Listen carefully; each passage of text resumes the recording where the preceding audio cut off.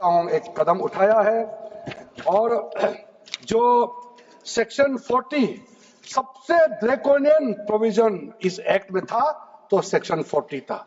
Section 40 के तहत वक्फ board, आप लोग बार बार कहते ना ये ऐसा नहीं है, ऐसा ही है। सेक्शन 40 में किसी भी जमीन को आप वक्फ प्रॉपर्टी डिक्लेयर कर देता था, वो प्रॉपर्टी को हमने हटा दिया है।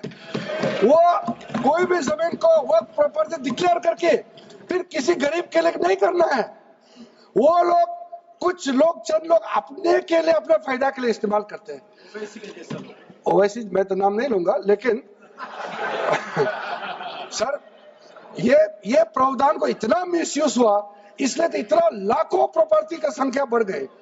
अब किसी प्रॉपर्टी को कैसे आप क्लेम कर सकते हैं? इसलिए इस सेक्शन 40 की वजह से, अध्यक्ष महोदय जी, इस सेक्शन 40 की वजह से कई मुद्दे इस देश में आया है।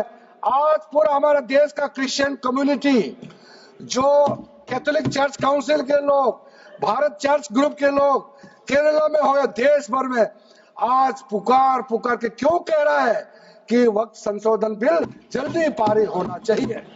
वो इसलिए कि सेक्शन 40 का मिसयूज होता था।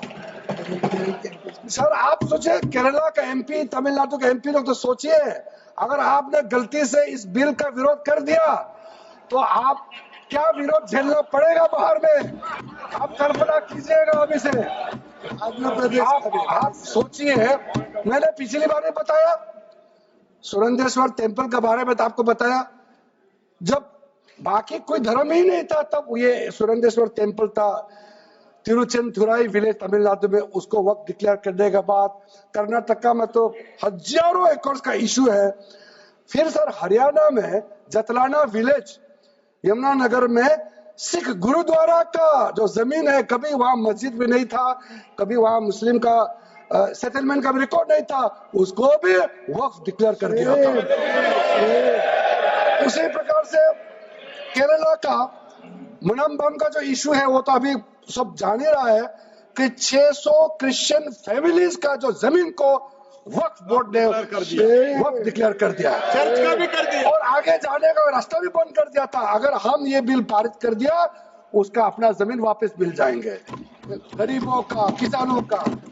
ऐसा चीजों में आप लोग समर्थन करना चाहिए। मैं तो मानता हूं कि अभी भी देर नहीं हुआ, अभी भी आप जिद पे राजनीतिकरण करके आप अड़े रहे, आप मुश्किल में फंसने वाले हैं। विशेष करके हमारे कांग्रेस वालों को मैं कहना चाहता हूं, और बाकी हमारे साथी दल है, कांग्रेस के झांसे में ना आए, आपको भी डुबा देंगे ये लोग। इस बिल को विरोध करके बहुत बड़ा नुकसान होने वाला है। आप ध्यान से सुनिए अध्यक्ष महोदय।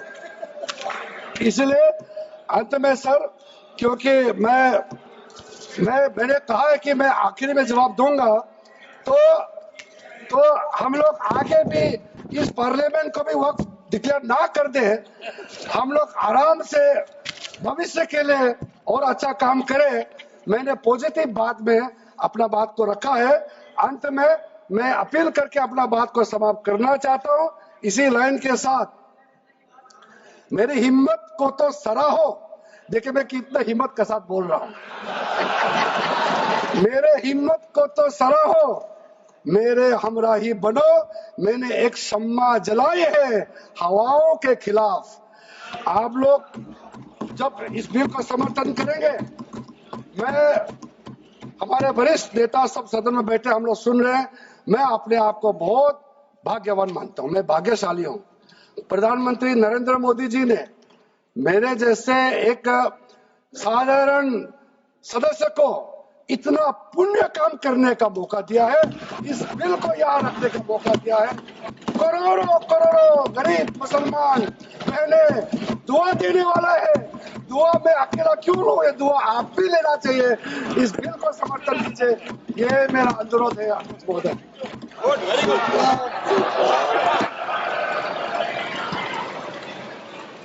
श्री गौरव गोगोई।